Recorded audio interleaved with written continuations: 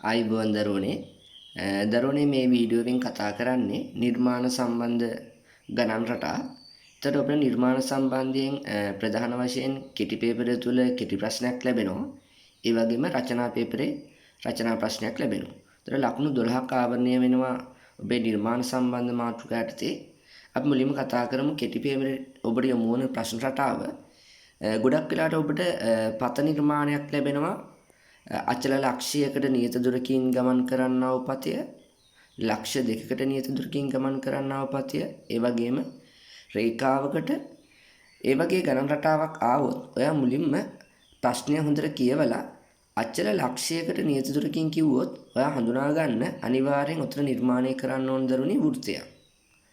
ඒ වගේම අචල ලක්ෂ දෙකක් සඳහා භාවිතයක් ආවොත් ඔබ තේරුම් ගන්න අනිවාර්යයෙන්ම නිර්මාණය කරගන්න ඕන එම ලක්ෂ දෙක අතර ලම්බ සමච්ඡේදකය.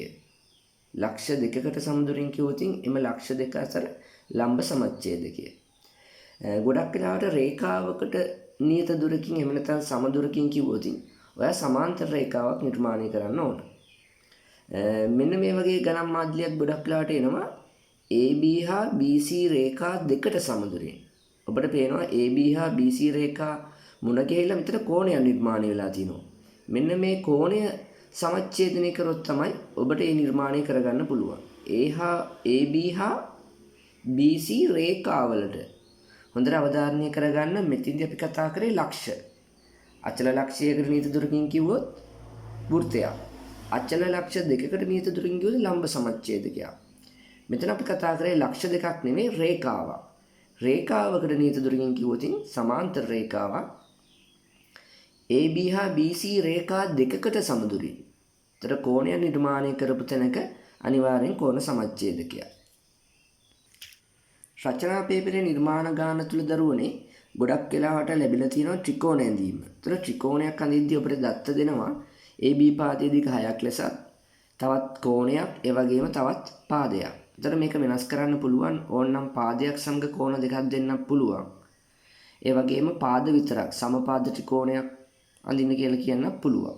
ඒ ගණන් රටා මොන ආකාරයෙන් දුන්නත් ඔබට ත්‍රිකෝණයක් නිර්මාණය කරගන්න හැකියාව තියෙන්න ඕන. ඒ වගේම සමහරක් අවුරුදු වල විතරක් මේක මෙන්න මේ විදිහට ප්‍රකාශ කරලා තියෙනවා කරන්න පුළුවන්. AB පාදය 6යි ABC අංශක 45යි. ඒතර ඔබ අනිවාර්යෙන් අංශක 90 නිර්මාණය කරලා ඉන්න ඕන. ඒක සමච්ඡේදනය කරන්න ඕන. BC 10 වන කෝණය නිර්මාණය කරන්න. හොඳට බලන්න ප්‍රශ්නේ. ත්‍රිකෝණය නිර්මාණය කරන්න කිව්වොත් ඔබ ABC කියන ලක්ෂ තුන යා වෙනවා. හැබැයි ABC වන පරිදි කෝණය නිර්මාණය කරන්න කිව්වොත් ඔයා මේ රේඛාව යා කරන්න එපා දරුවනි. ඒතකොට ඒකේ ඉල්ලලා තියෙන කෝණයක්. ඒ නිසා ප්‍රශ්නේ හොඳට කියවගත්තොත් තමයි ඔබට ඒක පැහැදිලි කරගන්න පුළුවන්. මේ ඉල්ලන්නේ ත්‍රිකෝණයක්ද කෝණයක්ද කියන කාරණාව. ඒතකොට කෝණ ඇඳීම සම්බන්ධයෙන් ඔයාලට අංශක 60, අංශක 30, අංශක 90 45 නිර්මාණය කිරීම අනිවාර්ය වෙනවා. ඒ වගේ ගණන් රටා ගොඩක් පුළුවන් වෙන්න ඕන. අංශක 60 ඇඳීම, ඒ වගේම 62කට බෙදලා අංශක 30 ඇඳීම, අංශක 90 නිර්මාණය, ඒ වගේම අංශක 45 නිර්මාණය. ඒ වගේම සමාන්තර රේඛා නිර්මාණය ලැබෙන්න පුළුවන්. ඒක මේ වගේ ප්‍රශ්නයකින් ලැබෙන්න පුළුවන්. ABC ත්‍රිකෝණයේ AB පාදයට සමාන්තරව C හරහා AB පාදයට සමාන්තරව C හරහා සමාන්තර රේඛාවක් නිර්මාණය.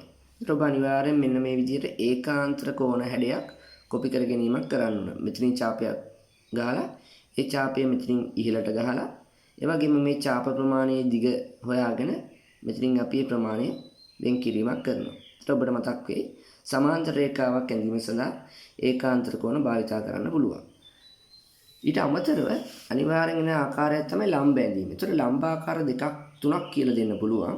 එකක් තමයි AB රේඛාවේ ඊට ලම්බයක් නිර්මාණය. ඒතර ඔබ මෙතන අංශක 90ක් නිර්මාණය කරා නම් හරි.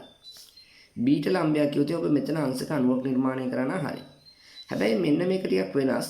X සහ XY රේඛාවේ ලම්බ සමච්ඡේදය. ඔබ තේරුම් ගන්න මෙතන කියන්නේ A කියන තැනට ලම්බයක්. ඒ කියන්නේ එතනට අංශක 90 නිර්මාණය.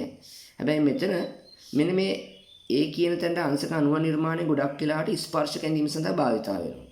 ස්පර්ශක ඇඳීමේදී රවුමක් තුල ගෑවෙන තැන කියද්දී අපි මෙන්න මෙතන නිර්මාණය කරන්නේ මෙන්න මේ ලම්බය.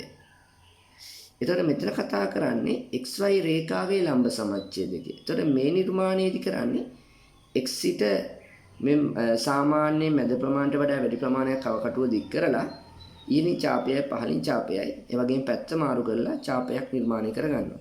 එතකොට මෙතෙන්දි කතා කරන්නේ ලම්බ සමච්ඡේදකය. මේ නිර්මාණය ගොඩක් වෙලාට භාවිතා වෙනවා පරිවෘත්ත නිර්මාණයේදී ත්‍රිකෝණයක් පරිවෘත්ත නිර්මාණයේදී භාවිතා වෙන අවස්ථාවක් තමයි ලම්බ සමච්ඡේදකය. ඒ වගේම මෙන්න මේ නිර්මාණය මේ ගාන දෙන්නේ වාට C ලක්ෂයේ සිට AB රේඛාවට ලම්බයක්. එතකොට ඔබට මතක් වෙන්න ඕන මම මේක පොඩ්ඩක් ඔබට පන්ති වල කතා කරේ උන්චිල්ලා ලම්බය කියලා. උන්චිල්ලාවක් ආකාරයට ඡාපයක් ගහ ගන්නවා. ඒ ඡාපයේ ලක්ෂ දෙකේ ඉඳන් අපි මෙන්න මෙතන නිර්මාණය කරගන්නවා. එතකොට මේක ගොඩාක් වෙලාවට අන්තර්වෘත්ත නිර්මාණයේදී අරය සොයා ගැනීමේදී ගොඩක් වෙලාවට නිර්මාණය කරන්නේ මෙන්න මේ ලම්බය. අන්තර්වෘත්තීය නිර්මාණයේදී ගොඩක් වෙලාවට ඒ වගේම බහිර්වෘත්ත නිර්මාණයේදීත් අරය සොයා ගැනීම සඳහා භාවිත කරන්නේ C සිට AB ට ලම්බයක් නිර්මාණය කරලා C සිට මෙන්න මේ කැපෙන තැන අපි ලක්ෂයක් ලකුණු කරොත් D කියලා ඒ දුර අරන් තමයි අපි වෘත්තයක් නිර්මාණය කරන අරය සොයාගන්නේ. ඒ නිසා මේ ලම්බ තුන ගොඩක් වෙලාවට එනවා. මේ ලම්බ තුنين මේකත් විශේෂ ලම්බයක්. මේක හොඳට බලන්න. C ලක්ෂය සිට AB රේඛාවට ලම්බයක් නිර්මාණය. ලම්බ නිර්මාණයෙන් පසුව අපිට ලැබෙන අවස්ථාවක් තමයි ස්පර්ශක. ඒතර ස්පර්ශක ආකාර දෙකක් අපිට හඳුනා ගන්න පුළුවන්. වෘත්තයේ ගෑවෙන ලක්ෂය කියනවා B කියලා. ඒතකොට අපි මෙතන කරන්න ඕන කේන්ද්‍රයෙන් ඉඳන් රේඛාවක් යා කරගන්නවා. ඒ රේඛාවට අංශක 90ක් නිර්මාණය කරනවා. ඒ කියන්නේ මෙන්න මෙතන භාවිතා කරපු ලම්බය තමයි දරුවනේ මෙතන අඳින්නේ. උඩ පේනවා මේ වගේ රේඛාවක අදාළ ලක්ෂ්‍ය ගාවම අංශක 90ක් නිර්මාණය කරගන්නවා. මෙතනට ලම්බයක් කිව්වොත් අපි ඒක යා කරලා ලම්බයක් නිර්මාණය කරනවා. ඒ වගේම මේ ස්පර්ශක තුළ වෙනස් පිටත ලක්ෂයක සිට දෙන ලද වෘත්තයකට ස්පර්ශක දෙකක් නිර්මාණය. ඒතර ගොඩක් වෙලාවට O සහ A යා කර ලම්බ සමච්ඡේදක නිර්මාණය කරන්න ඕන. ඒ ලම්බ සමච්ඡේදකයේ මේ තියෙන දුර තමයි අපි මෙන්න මේ ඡාපය නිර්මාණය කිරීම සඳහා භාවිතා කරලා තියෙන්නේ. ඒතකොට මෙන්න මේ ලක්ෂයේ ඉඳන් මෙන්න මේ කේන්ද්‍රයේ තියෙන දුර අපි නිර්මාණය කරගන්නවා ඉහළටත් පහළටත්. ඒ කැපෙන තැන යා කරලා අපි ස්පර්ශක රේඛා අඳිනවා. ඒතකොට මේ ස්පර්ශක අතර සම්බන්ධතාවය අපි වෙනත් වීඩියෝකින් ඔබට හඳුන්වා දුන්නා. අනිවාර්යයෙන් මෙතන අංශක 90 නිර්මාණය වෙනවා. මේ කෝණ දෙක සමාන වෙනවා. ස්පර්ශක දිගින් සමාන වෙන කාරණා. හරි. එහෙනම් නිර්මාණ පාඩම තුලින් අද ඔබ හඳුනාගත්ත කෙටි පේපරයෙන් ප්‍රශ්න රටාවත් ඒ වගේම රචනා පේපරයට ඔයාලට එන ප්‍රශ්න රටාවත්. මම හිතනවා මේ වීඩියෝ එක බලලා අපේ දරුවන්ට කරපු පාඩම් සියල්ල මතක් කර ගැනීමේ හැකියාව ලැබෙනවා කියලා. එහෙනම් අපේ සීල දරුවන්ට බොහොමත්ම ස්තුතියි.